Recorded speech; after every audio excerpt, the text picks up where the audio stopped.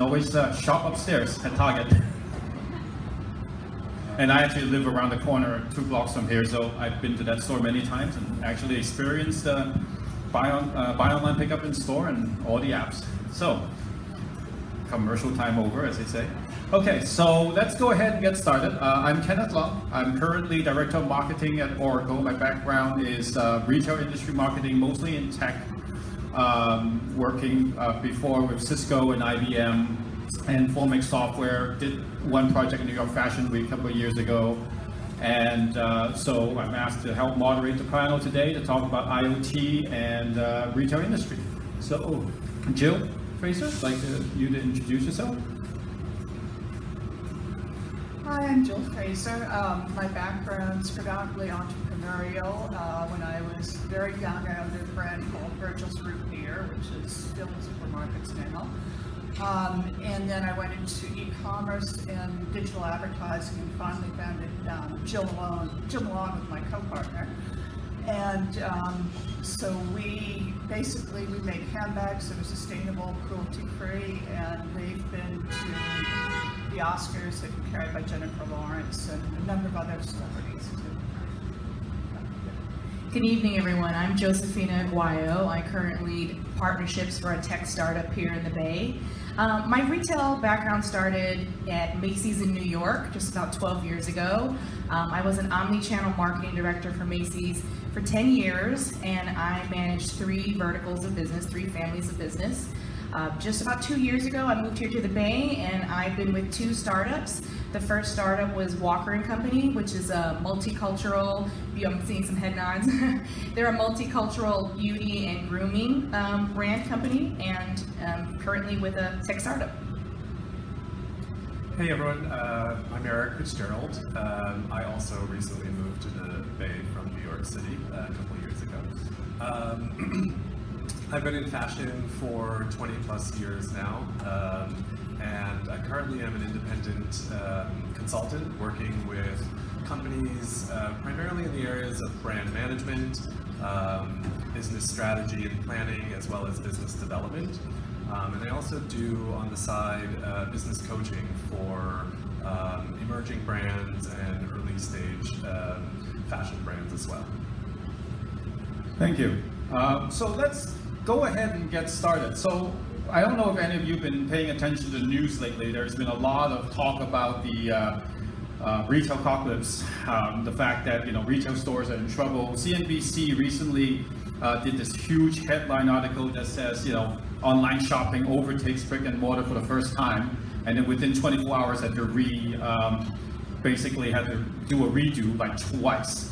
Because by the time you finish doing all the parameters, it's like, well, it's not really true. It's this, and then it's only general merchandise. Oh, it excludes fashion, etc., etc. So, but certainly we all know about the impact of e-commerce in the retail industry. Target here, obviously at Target.com, and we also have some very big competitors. Start with the giant elephant that is not in the room, which is Amazon. A name that probably we're about lightning striking, saying that in the Target location.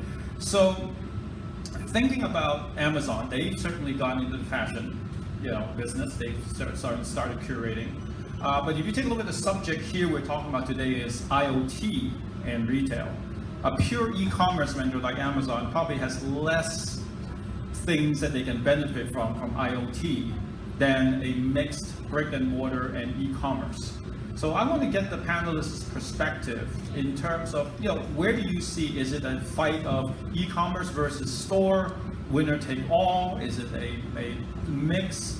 And where does IoT play for somebody that is most likely doing a mixed environment?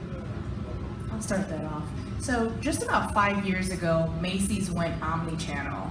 What was happening was Macy's stores and Macy's.com was operating independently. Different buyers, different marketing teams, different merchants, everything was separate. But as you can imagine, that was challenging for the customer because they shopped Macy's.com. So number one, I think omni-channel is the way to go. So I believe it is a partnership hand in hand, and one without the other will fail, right? In terms of Amazon, I can speak to the fashion experience, right? Because my experience has been in fashion. The benefit, what Amazon has brought to retail overall, is the ability to bring individual marketplace vendors and logistics, right? More brands are playing on Amazon because they know they can't compete with overnight shipping. Shipping is important. One of the challenges, and I'm not spilling tea here, people know this, one of the challenges at Macy's was the cost of free ship. Free ship eats at your margin, and that is logistics and shipping is something that Amazon does very, very well. So if Amazon can get with the right vendors and get unique, exclusive product, they're gonna kill it. Yeah, to build off of that, so I'm a believer that retail is not dying. It's changing, and brands and companies need to think of it in that way. I think, to your point, omnichannel is incredibly important. Brands need to start thinking about the fact that there are multiple channels to be playing in. But this idea that you have to be everywhere is, in my opinion, a little dangerous. I think brands need to look at where their customers are and make sure that they're there. So when it comes to Amazon, I think, Amazon, is trading on price and convenience, as you said, free shipping. And if that's the value proposition that a brand is offering, then they should be there, because that's where their customer is and that's where they're shopping. But there are a lot of brands in the fashion space that don't necessarily approach the business that way, and so I would challenge them to think, is Amazon really the right place for you? But I do think in terms of the Internet of Things, and to your point, what Amazon has done, it's changed the landscape and the requirements that brands must now adhere to in order to please the consumer.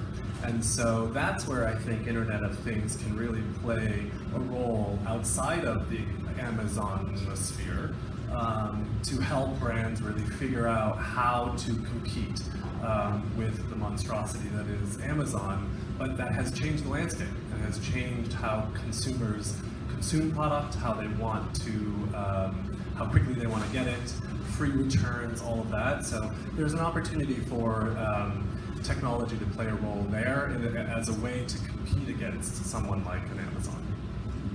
So any thoughts of, like, in the case of omnichannel, where do you see the IoT sort of fastest adoption is? I mean, a lot of talk obviously about supply chain. Obviously, Amazon's actually doing that with all the robotics, and on the warehousing side, you see some sensor stuff. Where do you see an opportunity for, on a retailing, clienteling front? Any thoughts of, like, because you got people here that are interested in some IoT in retail, what are your thoughts, if any, in terms of this is an area that's addressable by IoT? I think RFID, because it's gone down in price from the chips have gone down in price from about $1 to 10 cents. And now you can embed them with so much information. Traditionally we've used, as you know, barcodes. The barcodes are limited, but now at the store level, on the RFID chip, you can have color, you can have material, and it makes it so much, you respond so much more quickly in terms of inventory. You just scan a chip and then another item could be on its way. So I think that that's one area where there's a tremendous amount of potential. Yes, absolutely, yeah. And you can also, of course, you could put it in handbags, for example, and you can invite somebody to an in-store experience if they're close, as Rebecca Maycock has partnered with everything to do that. So it's opened up a lot of options. Of course, there are so much more obvious issues, such as Fitbit, sort of wearables. But I think that, there are a lot of possibilities. We're just beginning to see what those chips can do. I think IoT also supports an inventory management, right? There's a few benefits of this. First of all, too much overhead and waste is costly, right? So there's a number of people are questioning the roles of planners and whatnot, and it's still critical and still challenging to predict customers, particularly if you have different profiles, you like to wear this, that, or the other.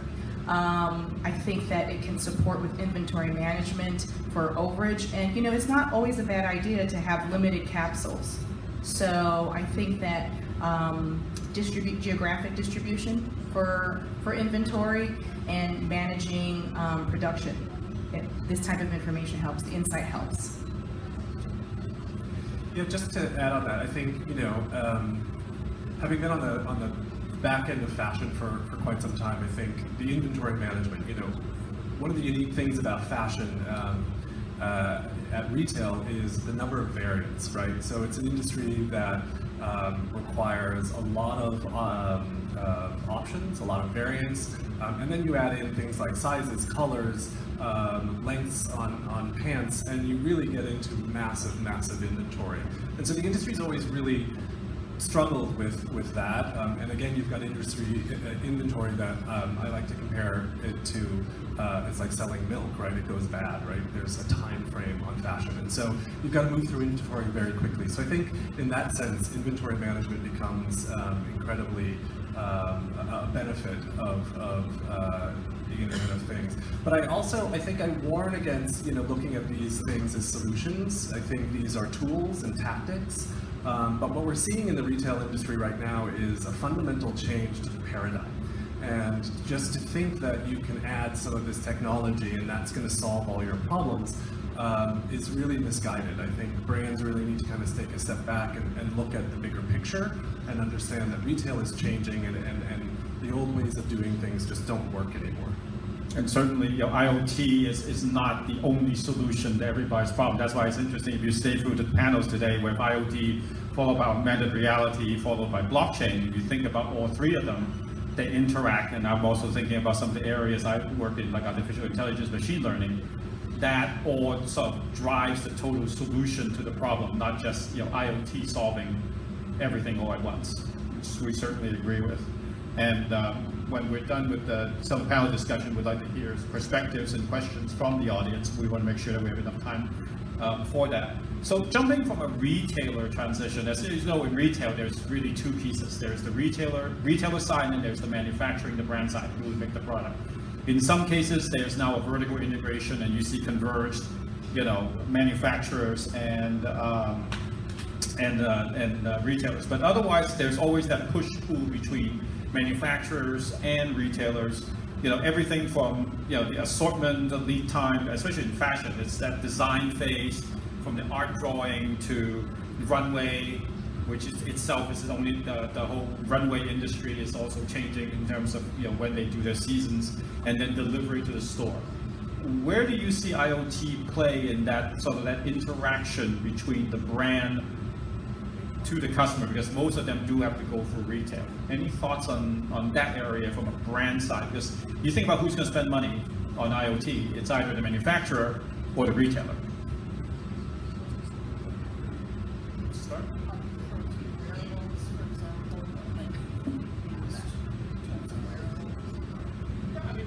How would you define what you think in terms of the IoT areas? Very close, it's more than integration of clothing. Yeah, some of the wearables are very interesting, such as, trying to control temperature, for example, with shirts. I question about the I know that Eric saw a demonstration last night with some of the wearables, and it seems to me a little bit premature in some case how useful it's going to be. Obviously, the watches are. I think also too, I'm wondering whether the brand experiences, whether if you have, say, a pocketbook embedded with a chip, will you come in, if they say, we've got a party going tonight, will it actually drive consumers to buy? So personally, I'm not sure about that yet, but I'd be curious what you two thought about it. Yeah, you wanted some disagreement tonight. I'm going to disagree a little bit. I think I heard you say that in retail there's the manufacturer and then there's the retailer. and maybe you're considering the retailer, there's also the marketer, and then there's the store experience. So maybe you're considering retail all in one, right? So definitely don't want to forget about the importance of the marketer, the marketing team to reach the consumer and convert, and then obviously the store experience, right? Because there is still a way to convert retail sales through a store experience. One of the things we did at Macy's, if anyone's familiar with the Beacon technologies, there's technologies that are built into stores that connect with your app if you have the Macy's app, and it's able to track that you're back in the stores and push you notifications about this exciting event happening on the second floor in the shoe store, or whatever the case is, whatever activation is happening, whatever promotion that they want, that's now popping up on your phone, right? And they're tracking you. So there is ways to capitalize on this in the store experience. But to answer one of your questions, one of the things that comes to mind in terms of the manufacturer reaching the customer and the retailer, I think about what Stitch Fix is doing. I think it's revolutionary. I think Katrina's doing, I mean, it's amazing, right? It's a age-old subscription-based model, which says you sign up for clothing packages, we're going to customize these packages to you, and we're going to continue to get smarter and send you different things. And now we're expanding into children, so we're going to support your household and all of your apparel and retailer needs, customized for you, and it continues to get smart. One of the things I learned recently, I was reading, is that not only is Stitch Fix working with these brands to curate these specialized closet capsules for you, but they're also developing their own private brand. So they're using the information that they're finding from their subscribers, and they're finding gaps that are saying that, maybe extra long tees or jeans or whatever the case in this acid wash coming from XYZ, and they're manufacturing it themselves, right? So I mean, I just think that what they're doing and how they're actually reaching the customer using data-driven marketing and insights is I think is amazing. Do you see any IoT impact potentially on that particular type of subscription-based model directly to consumer? Absolutely. I think the opportunity for that to expand into store experiences. I think just the inventory and the manufacturing of the brands and the designing the capsules itself lends itself to using it. Yes. Yeah, so I'd like to build off of what you were saying when you started with, which was this, I think, confusion around the fact that there are vendors and there are retailers. That used to be the case. Sometimes maybe even people in the industry thought that way maybe about 20 years ago. But because of what we're seeing and the changes in retail, from vertical retail to the entry of fast fashion, Amazon, all of this e-com, this idea that, and I'm sort of speaking to the entrepreneurs in the audience, but this idea that you can be a vendor and leave the retailing to someone else is gone. And so as a brand, you have to approach your business as if you are the retailer. Even if you don't have a retail, you most likely have an e-commerce site, and right there, now you're a retailer. So even what we refer to as vendors or brands today, I spent most of my career on the vendor side, and we had to be just as much of a retail buyer and merchandiser as our partners at the larger wholesale distribution partners. So Bloomingdale's, Macy's, Saks, that kind of thing. So you've really got to take that ownership of that role. With regard to IoT, I think that there is, one of the issues with fashion, one of the conundrums with fashion is that on the front end, of the consumer side, it's a very fast business. It's very trend driven. Like I said, things go, fashion goes bad. We're working on tighter and tighter cycles now. So gone are the 6-month seasonal cycles, and now we're looking at 6 weeks, 4-week cycles in some of the fast fashion companies. And so but the backside of that is that it can take a minimum of a year in some places on let's say designer and luxury fashion, from the time of conception to an ideation to the time it hits the floor. So you're talking about these really disparate kind of ideas. IoT has the opportunity to really change that. I think putting IoT in the design process where you can use AI, machine learning, all of these technologies to really help designers fit product faster, cut and manufacture product faster is helpful.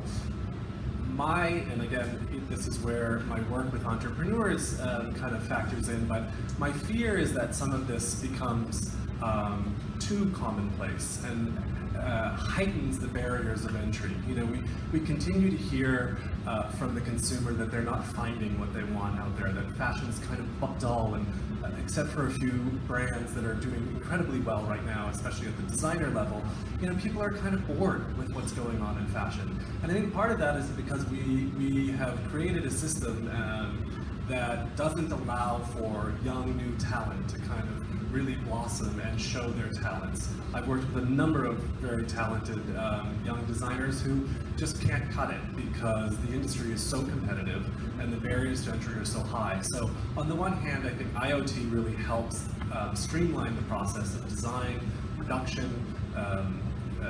supply chain and delivery, but on the other hand, it makes me nervous that these start to become requirements in order to be a successful business, therefore heightening the cost of the resources. Something like what's happening, I think, in the fashion industry, whereby you're hearing stories like, you know, they hire models on the runway based on the number of Instagram followers that they have. So it becomes the technology becomes an enabler, which gives, you know, exposure, but then it becomes a barrier if you're not, you know, building. So technology is always a double-edged sword. Talking about double-edged sword, it's an interesting transition. I was thinking about, if you talk about with beacons and IoT technology, especially in the store, one of the things we're also hearing on the news around is privacy. You know, the huge amount of data that potentially can be generated by IoT devices. Everything from, you know, everybody's cell phone carrying, you're talking about, you know, putting RFID tags into a purse that, you know, the purse does not have a privacy issue. The person carrying the purse have a privacy issue. How do you view, as you think about IoT in the retail industry, the data part and the data privacy part, is it an opportunity or barrier to IoT from a deployment perspective? Any thoughts on that? Because you almost have to have that, by definition, unless you throw away the data, which these days nobody throws away any data. Any thoughts? Yeah, I think you're right. I think that obviously the security issues, and especially if you're using something that is tracking where that person, you know, is at the time, you know, is a little bit alarming, and it's part of the reason why we've been waiting. My partner actually works in that area, and so, you know, I would assume that right now, companies such as Oracle, the larger tech companies are probably very focused on it, so you might have some good insight into it too. I see it as an opportunity. Selfishly, because I'm a marketer, and also because I use a lot of the digital marketing ads and apps, and it's how I like to shop. I like the recommendations for product pools.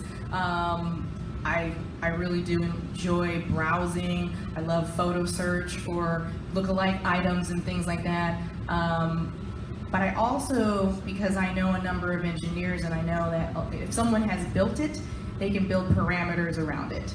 I think there's ways that we have yet to determine, because we just haven't had this much access to immediate information. I think there's ways that we can opt out, build protection, and start enforcing some values in how these companies use this information and share the information with other retailers, with other companies, or whoever else. Yeah, I would just add that I think the privacy thing, I think, will start, I personally think it's a generational concern. I think as newer generations kind of come into play, who have sort of grown up with this idea of sort of being, providing information back to whoever might be out there, and are more and more comfortable with it. But I do think that there's a responsibility on retailers who are capturing this data that there's a fair value exchange that happens. This came up in the conversation last night as well at the previous panel, and that you're really using it to make sure that you're enhancing the consumer experience. That this isn't just trying to get insight to drive. I think it's a much more holistic approach to say, okay, let's look at building brand equity. Let's make sure we're improving the consumer experience, and that in turn will drive growth. So I think it's important, and I think the consumer is looking for a personalized and customized experience by offering up this kind of data. But the retailer, the onus is on them to make sure that they're providing something in return for that. Yeah, certainly a generational gap. I mean, how many of you? I assume most of you here use Venmo, right? How many of you actually turn off, basically enable other people to see who you pay? It is rather surprising, when that you think about it. We are all broadcasting. We broadcast what we shop on Instagram, and we broadcast what we spend on Venmo. And one generation would, I think, my parents' generation would consider absolute horror. In terms of that data. I wanted to come back to your point about the producers and fashion houses now targeting certain models because of their Instagram following, right? So they're kind of marketing, and fashion houses are following what they believe to be the strongest reach, being this digital profile. First of all, I think most people are over it, right? These Instagram models, whatever, over it. I was part of the early generation where people were over fashion ads, and they felt they were too starchy, and they were like, no, let's get these people in real life environments, and that's what's going to drive people to buy. And now these people in real life environments are not in real life environments, and people are just over it. They really are. That is not encouraging people to click and to buy. It's not happening. But I will say this: the first startup that I worked with when coming to the Bay was a multicultural grooming and hair line, right? Men's grooming for African American men, or men with textured hair. And the number one component, what drove conversion, the greatest tactic was education. Educating the customer why this product is for them in whatever model, however you shoot it, drove higher conversion than I've ever seen in all of the marketing levers. So there is no markdown strategy, there is no digital IG influencer strategy that can compete with educated marketing, educating the customer why that product is for them. Okay, thank you. And I think at this point we need to open up for questions. So anyone has any questions relating to the topic based on the expertise we have relating to retail and technology and IoT? Fire away. We'll give you the best answer we can. John?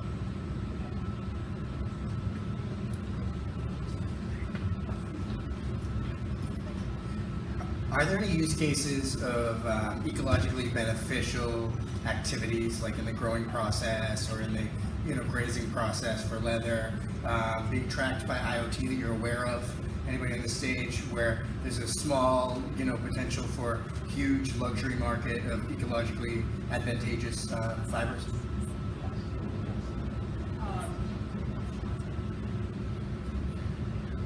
Yes, as a matter of fact, it's also being used, the chips are being used to track counterfeits too. Our own manufacturer is Italian, and he tracks everything is chipped. So you can also chip the origin of fabrics and that kind of thing too. So yeah, that is coming, and it's of course very useful for the consumer. The other thing that we deal with a lot, our consumers want everything to be made in fair trade environments. And again, you can do that too. As you know, probably, you can be a manufacturer and hire a factory to do work for you, and that work ends up being done by a completely different manufacturer because it's contracted out to factories that don't use fair trade. So we believe that this is going to be very helpful as far as those issues are concerned. And it's basically part of the broader sustainability messaging that we were talking about, a topic that we decided to skip because of timing. But it's the idea that consumers today want information about their product. They want to know where the fabric's from, they want to know where the button's from, they don't want to know who's doing the manufacturing, what percentage is manufactured in US versus Cambodia. IoT helps you do that, because rather than relying on somebody filling out the form, technology can help you basically do your supply chain tracking. And you see, IoT being used certainly in some of the perishable goods. I know for a fact that they're actually using IoT to track egg supply chain. They actually put fake IoT eggs from the farm all the way to the supermarket, and then they check the data to see if they actually experience enough vibration that would have cracked a carton of egg. You eat the egg, you don't wear it, but you get the point. Another question?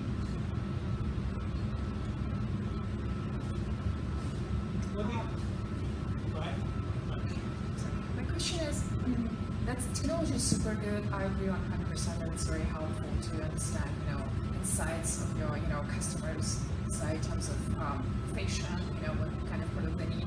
But talking, for example, about shoes, you have to have several touch points for your brand, especially if you're new to the world, to the market, and you have to work on the demand generation, right? You have to have several touch points.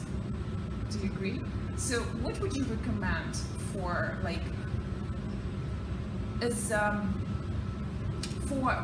product which is new, or for example you are just starting your brand line, right? What would you recommend in terms of marketplace? I know you discussed a lot about omnichannel, but we know too that you cannot have just one touch point with your customers. So what the approach is the best for the fashion?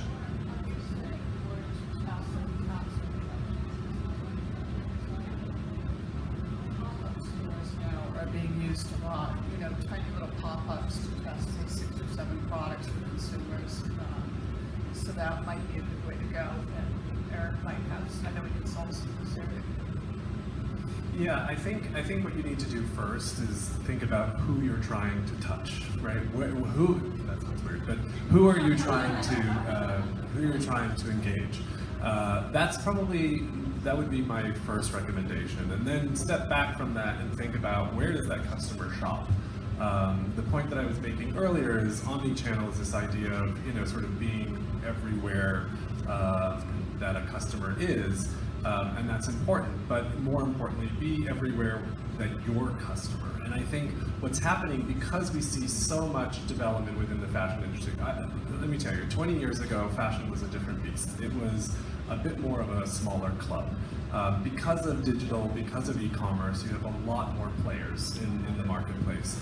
And so what's happened is you almost now need to niche down, right? You need to really find your niche as a young brand to start out, right? Most people start with these huge visions of being the next big brand, and they're looking at the existing big brands. Well, those brands have taken decades to get to where they are potentially. You need to really niche down and look at where is the 1,000 customers in the world that I need to buy my product to get me to the next level. Where are they? And that's where you need to be. So when we talk about things like Amazon, oftentimes when I'm consulting with a client, that's obviously not the place to start because there's so much that needs to go into being a vendor on Amazon that it's just out of reach.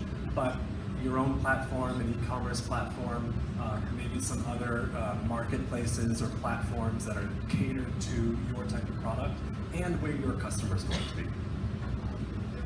Sort of rework type, very small pop-up shops that are meant for emerging designers to test. You have like 3 or 4 samples, and you want to ask your consumers what colors they like then.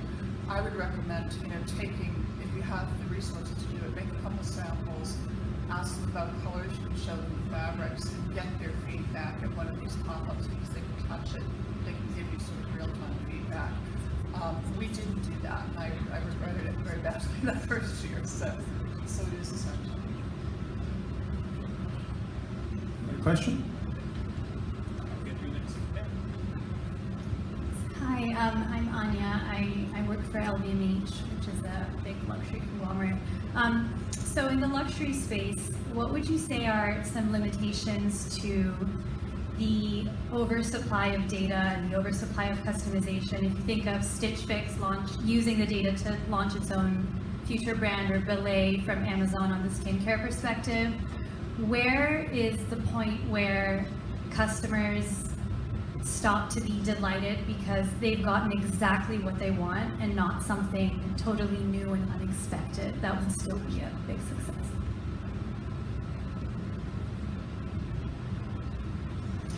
Well, I want to make sure I understood the question. You're saying how to supply you might give it Mike, how to supply this experience for customers so they're still surprised and delighted.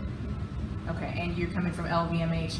I thought you were going to ask something totally different in terms of what LVMH, designer has not, it was late to the game in playing with e-commerce and whatnot because it's prestigious and they think that it's got to be an experience.